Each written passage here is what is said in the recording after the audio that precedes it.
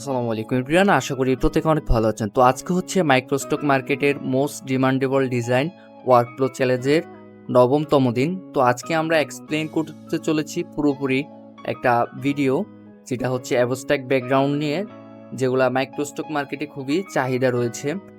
আপনারা যদি আমাদের আগের ভিডিওগুলো দেখে থাকেন তাহলে আপনাদের কাছে ক্লিয়ার হয়ে থাকার কথা। আমরা এই ভিডিওতে এক্সপ্লেন করেছি এগুলার কীরকম চাহিদা রয়েছে, এবং আরেকটা শর্ট ভিডিওতে এক্সপ্লেন করার চেষ্টা করছি।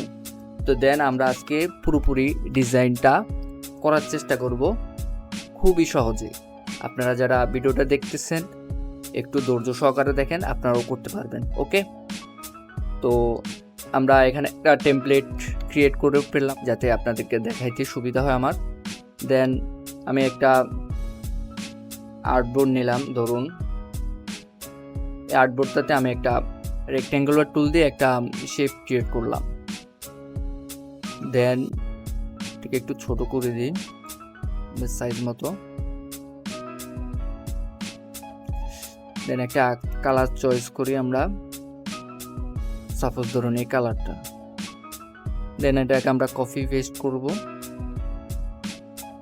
তারপরে কন্ট্রোল দিয়ে বারংবার এটাকে আমরা রিপিট করব। এইখান থেকে আমরা ওয়ার্ক টুলটা নিব। আপনাদের যদি ওয়ার্ক টুলটা এখানে শো না করে, আমরা 3 ডট থেকে এখানে খুঁজে নিতে পারেন। বুঝতে পারছেন? আমরা ওয়ার্ক টুলটা নেব। ওয়ার্ক টুলটা নেওয়ার পরে আমরা কিন্তু এরকম একটা ইফেক্ট ক্রিয়েট করতে চাচ্ছি, বুঝতেছেন? তো আমরা একটু ঘষা মাজা করব, আবার বেশি ঘষা মাজা করা যাবে না, তাহলে কিন্তু শেপগুলা আঁকা বাঁকা হয়ে যাবে। তো এটাকে ছোট বড় করা যায়। আপনারা যদি বেশি বড় হয়ে যায়, আপনারা এখান থেকে ডবল ক্লিক করে এটাকে এডিট করতে পারবেন। ওকে,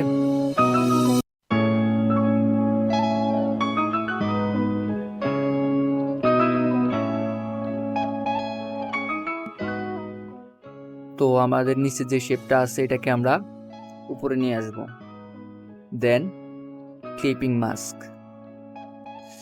দেখতে পারতেছেন আমার আগের মতো একটা ইফেক্ট চলে আসছে। এই ইফেক্টগুলোর মতো একটা ইফেক্ট চলে আসছে। আপনারা কাজ করতে করতে আপনাদের হাত পাকাপোক্ত হয়ে যাবে, তখন খুব সহজে করতে পারবেন। তো আমরা এবার দেখবো এরকম একটা শেপ কিভাবে ক্রিয়েট করব, এরকম একটা ইফেক্ট কিভাবে আনবো আমাদের ব্যাকগ্রাউন্ডগুলোতে। তো আমি একটা শেপ নিয়ে নিলাম, বা আর্টবোর্ড যদি নেন আর্টবোর্ড নিতে পারেন নতুন একটা। তো আমরা আরেকটা শেপ নেব, এটার একটু দূরত্ব রাখবো বেশি। দেন আমরা এটাকে রিপিট করব কন্ট্রোল দিয়ে।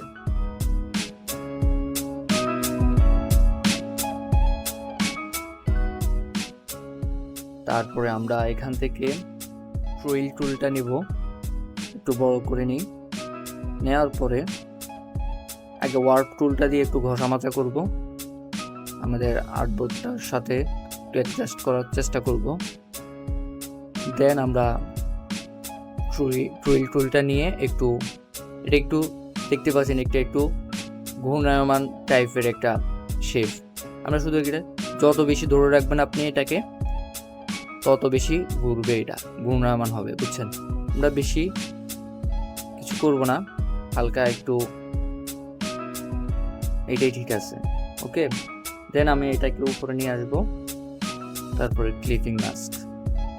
ওকে, আমাদের আগের থেকে অনেক বেটার হয়েছে এই জিনিসটা।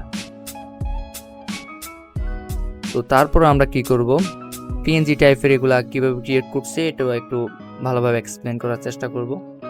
দেন আমরা একটা 1 by 1 একটা শেপ নিয়ে নিলাম। দেন এটাকে ডুপ্লিকেট করলাম।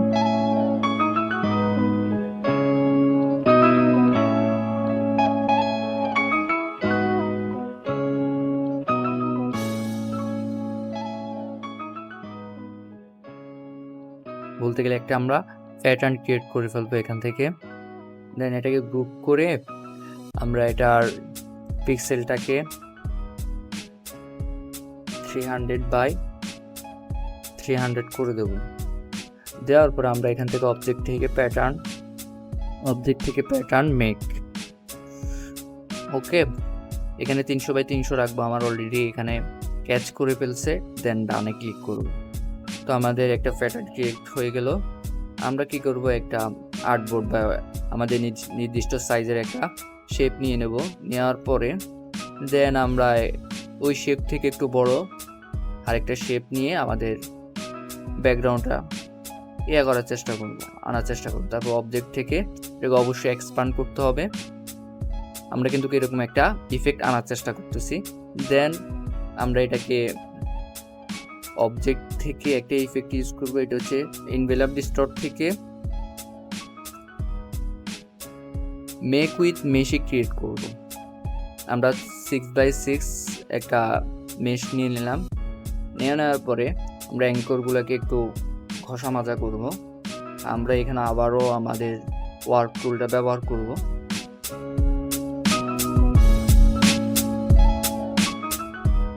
ঘষা মাজা শেষে দেন আমরা এটাকে নিচের লেয়ারে নিয়ে যাব।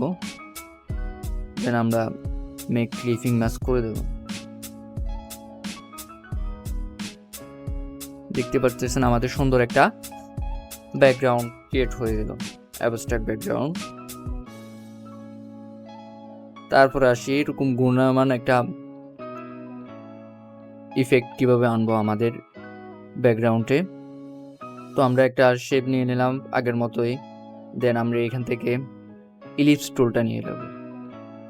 ইলিপস টুলটা নেওয়ার পরে আমরা কন্ট্রোল এক্স দেব। এক্স দেওয়ার পরে আমরা এটাকে একটু ছোট করে দিই।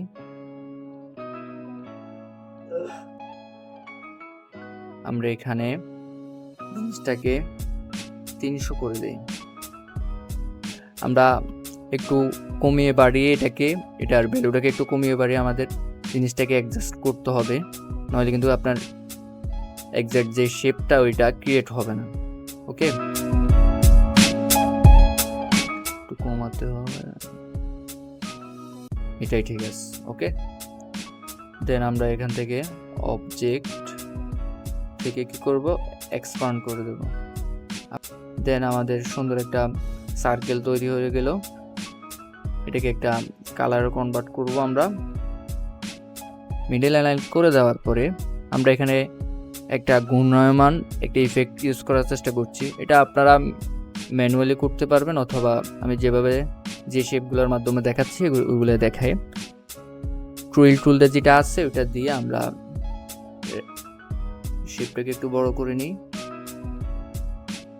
এখানে শুধু জাস্ট যতটুকু লাগবে শুধু একটু চেপে ধরে রাখবেন। দেওয়ার পরে দেখতে পাচ্ছেন আমাদের একটা সুন্দর একটা শেপ ক্রিয়েট হয়ে গেল। আমরা এই জায়গাটাকে একটু ফিল আপ করে দেব। ওকে, মেক ক্লিপিং মাস্ক, সেই একটা ব্যাকগ্রাউন্ড আমাদের ক্রিয়েট হয়ে গেল। তো বুঝতে পারতেছেন এগুলা করা কত ইজি। আপনারা চেষ্টা করতে থাকেন, প্রয়োজনে ভিডিওটা বারংবার দেখেন, তাহলে বুঝতে পারবেন। যারা নতুন রয়েছেন তাদের জন্য শুভকামনা। আজকের জন্য ভিডিওটা এই পর্যন্তই। আজকে কিন্তু আমি অনেক আস্তে আস্তে কথা বলতেছি, কারণ অনেক রাত হয়ে গেছে, সবাই ঘুমাইতেছে, আমি কিন্তু ভিডিওটা রেকর্ড করতেছি। তো আজকের জন্য ভিডিওটা এই পর্যন্তই। দেখা হচ্ছে পরবর্তী ভিডিওতে। সে পর্যন্ত ভালো থাকবেন, সুস্থ থাকবেন। আল্লাহ হাফেজ।